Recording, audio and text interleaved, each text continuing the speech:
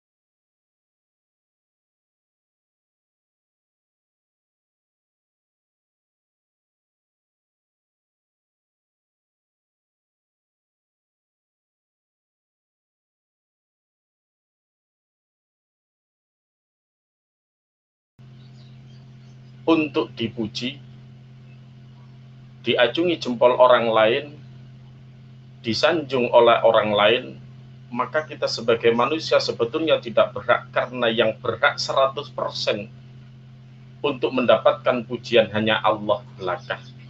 karena seluruh pujian itu adalah milik Allah Subhanahu wa Ta'ala selaku Tuhan alam semesta. Oleh karena itu, ketika kita memahami diri kita, bagaimana ketika kita tahu bahwa kita itu bangga dengan pujian, bangga dengan sanjungan, bangga dengan acungan jempol yang itu orang lain ditujukan kepada diri kita, kita bisa menggambarkan dalam kondisi kehidupan. Kita memahami sebaliknya, andai kata kita itu mendapatkan cacian, mendapatkan hujatan, mendapatkan cemoohan, bagaimana reaksi kita? Sebaliknya ataukah tidak? Kalau kita ketika mendapatkan acungan jempol merasa senang, merasa tersanjung, dan sebaliknya ketika kita mendapatkan nilai negatif dari orang lain, oh berarti kita itu termasuk kategori orang yang memposisikan seolah kita ini adalah memposisikan salah satu miliknya Allah, yaitu puji atau sanjungan yang itu jelas-jelas miliknya Allah. Maka tidak pantas kalau kita sebagai manusia itu bangga dengan sanjungan, bangga dengan pujian, bangga dengan acungan jempol orang lain, karena alhamdulillah segala puji itu milik Allah semuanya. Tapi realita kehidupan memang sulit bagi diri kita. Tidak bisa dipungkiri bahwa ketika kita mendapatkan sanjungan, itu pasti mayoritas di antara kita itu gampang terlena dengan sanjungan, dan sehingga kita itu dalam aktivitas kehidupan sehari-hari, entah aktivitas secara umum, entah itu ada seolah-olah ada nilai ibadah, kalau kita itu terselip menginginkan sanjungan dari orang lain, maka nilai amaliyah ibadah kita hampa, tidak akan mendapatkan apapun dari Allah Subhanahu wa Ta'ala. Maka ini termasuk muqaddimah yang harus kita pahami bersama. Begitu sulitnya ketika kita melaksanakan suatu amal ibadah apapun, aktivitas kehidupan apapun, jangan sekali-kali kita itu ada terbersit di hati kita ingin mendapatkan sanjungan dari orang lain. Memang tidak bisa. Kita dalam kondisi kehidupan sehari-hari 100% tidak mungkin kita itu nggak menginginkan, nggak mengharapkan sanjungan dari orang lain. Minimal persentase itu kita turunkan sedikit demi sedikit, sedikit demi sedikit, sehingga dalam kondisi kehidupan lama-kelamaan akan muncul keikhlasan dalam aktivitas amaliyah, khususnya amaliyah ibadah. Oleh karena itu, mudah-mudahan sebagai muqaddimah ini kita tahu bahwa ternyata bahwa pujian itu milik Allah 100%. Makhluk yang namanya manusia tidak berhak untuk mendapatkan pujian. Makhluk yang namanya manusia tidak berhak untuk mendapatkan sanjungan. Makhluk yang namanya manusia tidak berhak untuk mendapatkan sanjungan dan apapun bentuknya, acungan jempol dan lain sebagainya. Karena itu hak milik Allah secara keseluruhan. Wassalatu wassalamu ala sayyidina Muhammadin. Salawat tambahnya rahmat takdim, salawat dan salam. Tambahnya rahmat takdim dan keselamatan. Mudah-mudahan selalu terlimpahkan kepada pimpinan kita, pimpinan para nabi, pimpinan para utusan atau rasul, yaitu Nabiullah Muhammad sallallahu alaihi wasallam. Kita disuruh untuk selalu membaca sholawat kepada Rasulullah. Di dalam Al-Quran pun kita sudah tahu bagaimana Allah berfirman, A'udzubillahi minasyaitonirrajim, Bismillahirrahmanirrahim. Innallaha wa malaikatahu yusalluna 'alan nabi. Sesungguhnya Allah dan malaikat-malaikatnya bersolawat kepada Allah kepada Kanjeng Nabi. Allah dan para malaikat bersolawat kepada Kanjeng Nabi, kepada Rasulullah. Innallaha wa malaikatahu yusalluna 'alan nabi. Kemudian ya ayyuhalladzina amanu sallu alaihi wasallimu taslima. Kemudian dilanjutkan ayat berikutnya, hai orang-orang yang beriman, bersolatlah kalian kepada Nabi juga. Kalau solawat itu digantungkan, dita'alluqkan kepada Allah, bukan berarti Allah membaca solawat sebagaimana makhluknya yang namanya manusia. Melainkan itu menunjukkan bahwasanya Allah selalu memberikan rahmat kepada Rasulullah Muhammad sallallahu alaihi wasallam. Kalau solawat itu digantungkan, dita'alluqkan kepada malaikat, berarti solawat yang digantungkan kepada malaikat, solawatnya malaikat kepada Nabiullah Muhammad sallallahu alaihi wasallam adalah bahwa malaikat selalu memintakan rahmat kepada Nabiullah Muhammad sallallahu alaihi wasallam.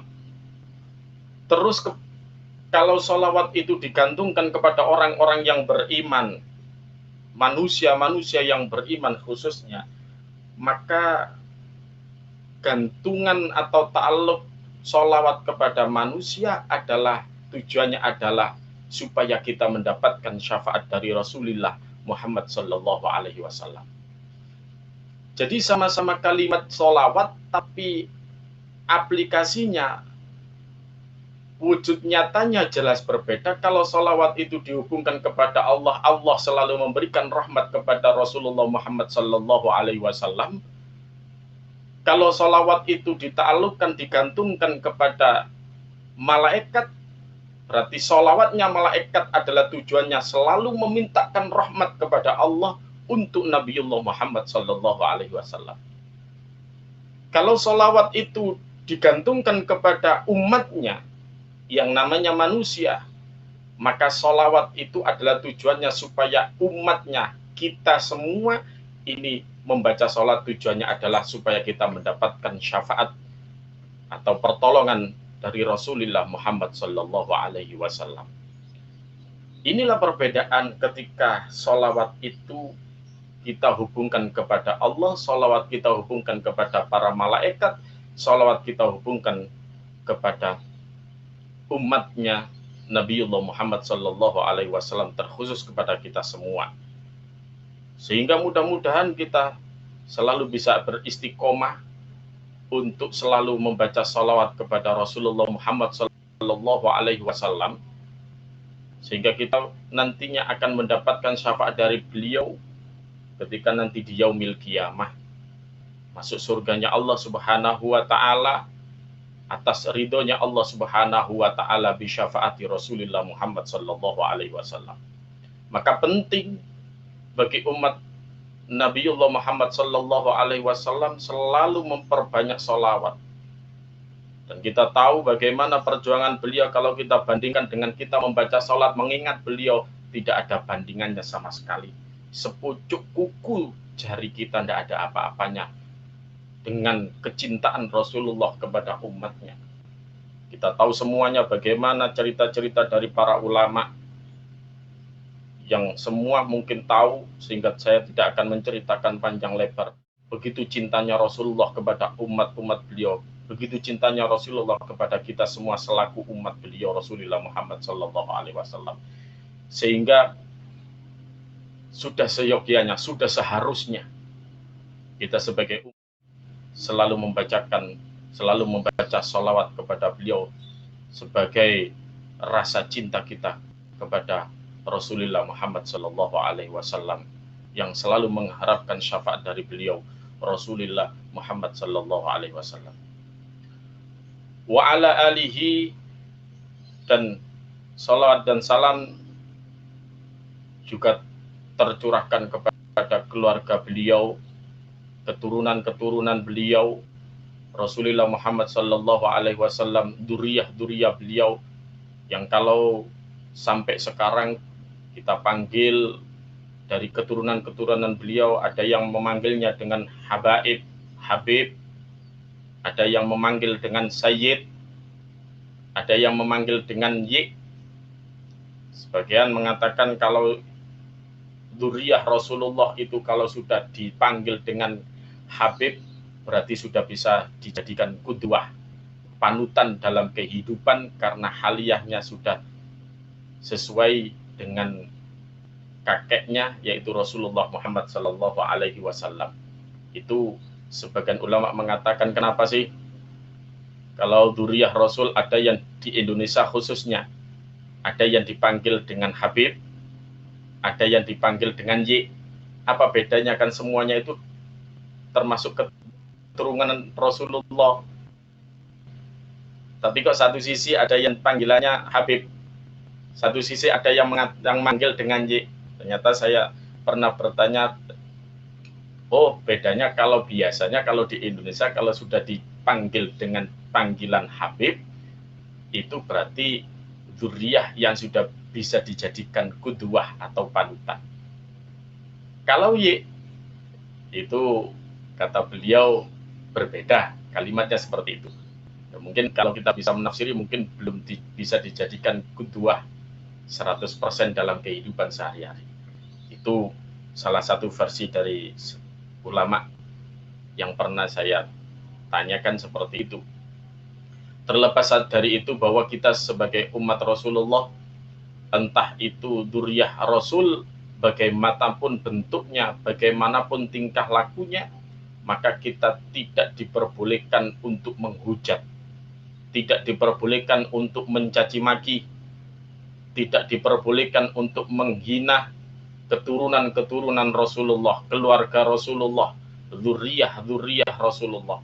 Loh, bagaimana kalau dalam kondisi kehidupan sehari-hari kita melihat salah satu dzurriyyah Rasul, ternyata mungkin akhlaknya tidak sesuai dengan Rasulullah, maka kita hanya harus ingkar bil qalbi, ingkar di dalam hati kita. Ya Allah, apa yang dilakukan oleh dzurriyyah Rasul tersebut itu tidak sesuai dengan apa yang dilakukan oleh Rasulullah, maka saya jangan sampai menirunya.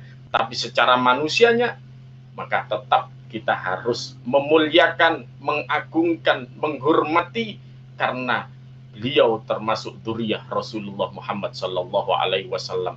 Terlepas tingkah lakunya bagaimanapun, itu bukan urusan kita. Andai kata ada dzurriyyah keturunan Rasulullah yang haliyah atau tingkah lakunya mungkin tidak sesuai dengan syariat, mungkin tidak sesuai dengan apa yang kita fahami selama ini, maka itu kita hanya mampu untuk ingkar bil qalbi, mengingkari di dalam hati kita. Ya Allah, sepahaman saya itu kan salah, sesuai pemahaman saya itu kan bertentangan dengan syariat saumpama. Sepahaman saya itu kan menjadikan sesuatu yang menjadikan resah di masyarakat saumpama.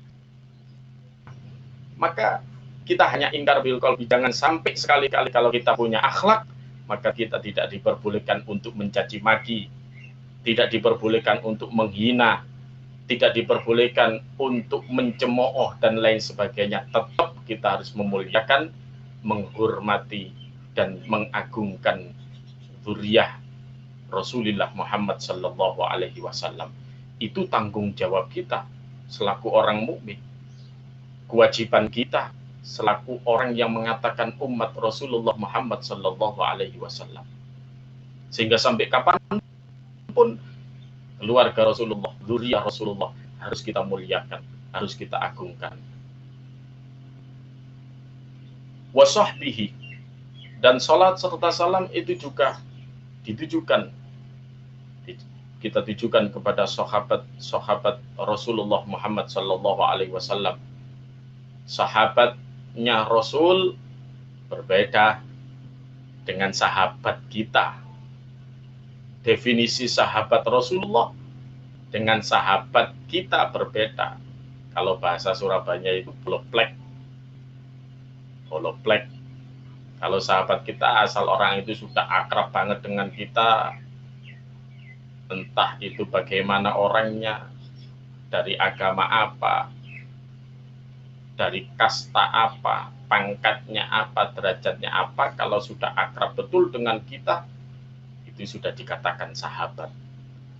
Tapi kalau sahabat Rasulullah Muhammad Sallallahu Alaihi Wasallam tidak seperti itu. sahabat bisa menjadi sahabat Rasul itu syaratnya adalah 3. Apa yang pertama? Orang itu dikatakan sahabat Rasulullah Muhammad Sallallahu Alaihi Wasallam itu yang pertama adalah dia harus beragama Islam. Yang kedua adalah orang itu harus sezaman dengan Rasulullah Muhammad Sallallahu Alaihi Wasallam. Yang ketiga, syarat menjadi sahabatnya Rasulullah pernah bertemu langsung dengan Rasulullah Muhammad Sallallahu Alaihi Wasallam. Maka 3 syarat inilah yang menjadikan orang itu bisa dikatakan sahabat Rasulullah Muhammad Sallallahu Alaihi Wasallam. Kalau 3 syarat ini nggak terpenuhi, ya tidak dikatakan dengan sahabat. Islam, oke. Kemudian sezaman, semasa dengan Rasulullah dan pernah bertemu dengan Rasulullah, maka itulah termasuk kategori namanya sahabat. Sebagaimana contoh sahabat Abu Bakar As-Siddiq, sahabat Umar bin Khattab, sahabat Utsman bin Affan, atau sahabat Ali bin Abi Thalib. Itu salah satu contoh saja.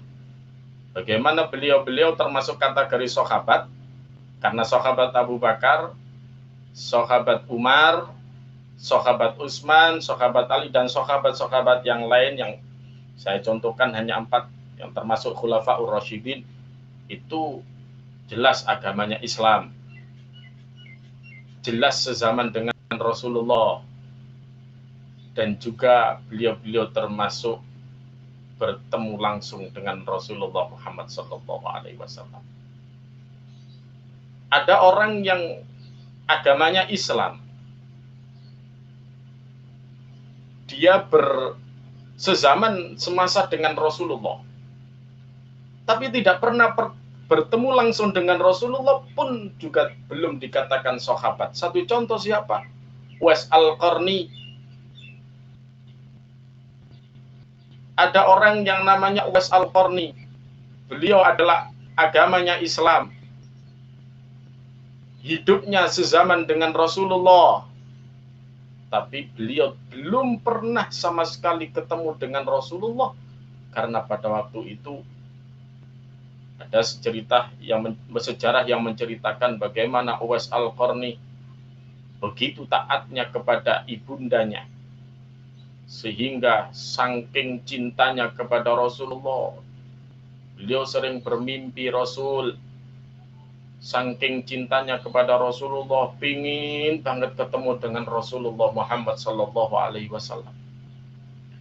Tapi apa yang terjadi? Satu waktu beliau gelisah. Ibundanya, anakku Uwais Al-Qarni, apa yang membuat kamu susah?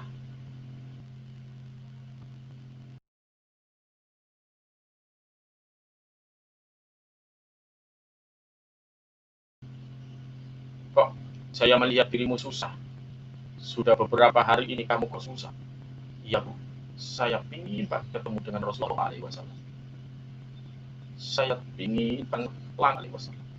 Ternyata waktu itu ibunya Uwais Al-Qarni mengizinkan sebetulnya.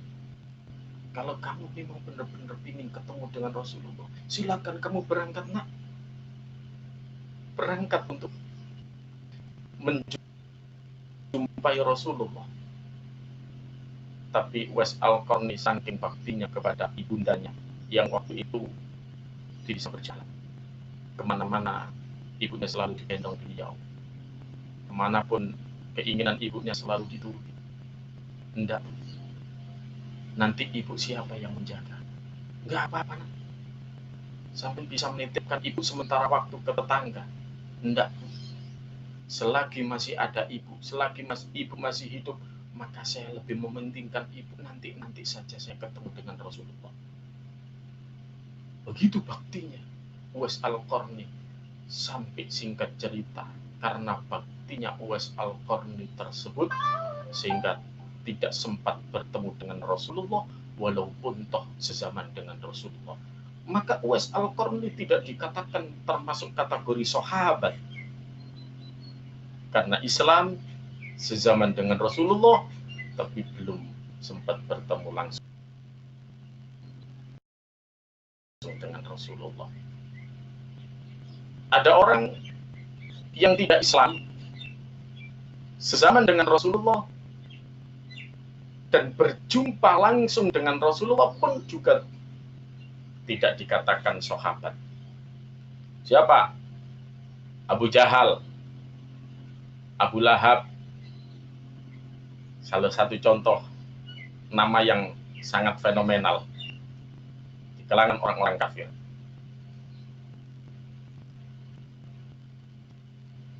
Abu Jahal, Abu Lahab itu hidupnya sezaman dengan Rasulullah. Abu Jahal, Abu Lahab itu bertemu langsung dengan Rasulullah bukan hanya satu kali, berulang-ulang kali. Tapi Abu Jahal, Abu Lahab, apakah dikatakan sahabat? Tidak. Karena apa? Karena Abu Jahal dan Abu Lahab itu bukan orang Islam. Maka syarat menjadi sahabatnya Rasulullah, dianggap menjadi sahabatnya Rasulullah adalah syaratnya 3. Islam, dia harus Islam, dia harus sezaman dengan Rasulullah, dan dia harus bertemu langsung dengan Rasulullah.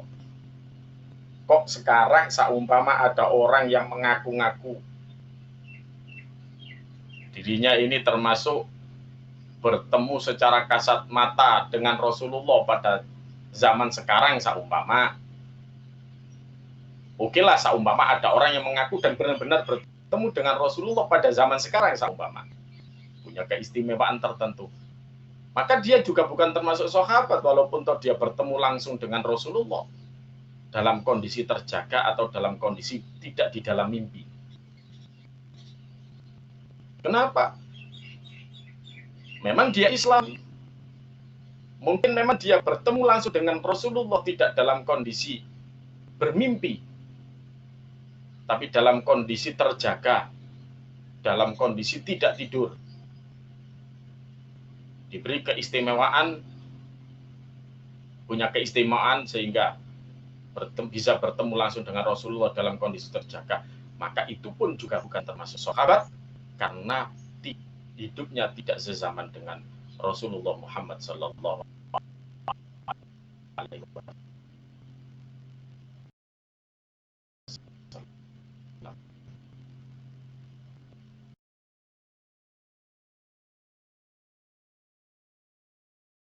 Inilah kita harus memahami masalah itu, sehingga kita tidak rancau memahami masalah definisi sahabat yang paling simpel.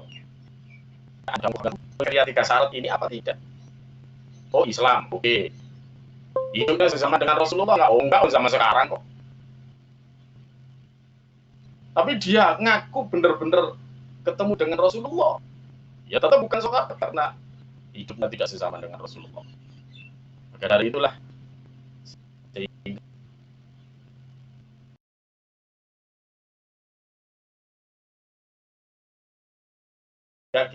kita bisa tahu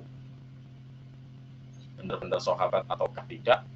Minimal 3 syarat itu yang harus kalimat yang sering kita ucapkan dengan orang per orang, dengan teman akrab kita, sehingga kita katakan ini sahabat saya, ini boloplek saya. Berbeda kalimat sahabat yang kita ucapkan kepada teman akrab kita dengan sahabatnya Rasulullah. Kalau teman akrab kita, siapapun yang benar-benar akrab dengan kita, kita bisa mengklaim itu adalah sahabat kita. Tapi kalau sahabat Rasulullah, tidak semudah itu. 3 syarat tadi harus terpenuhi dalam mengklaim dirinya adalah sahabat Islam, kemudian sezaman dengan Rasulullah, dan yang ketiga pernah bertemu dengan Rasulullah Muhammad SAW. Wabatulan ing dalam sa'use madzukira minal basmalah ila akhirih. Mungkin pertemuan ini wallahu alam pertemuan yang singkat karena ini masih permulaan. Mudah-mudahan ini pertemuan yang singkat ini cukup setengah jam aja sementara, kita lanjutkan untuk 1 minggu yang akan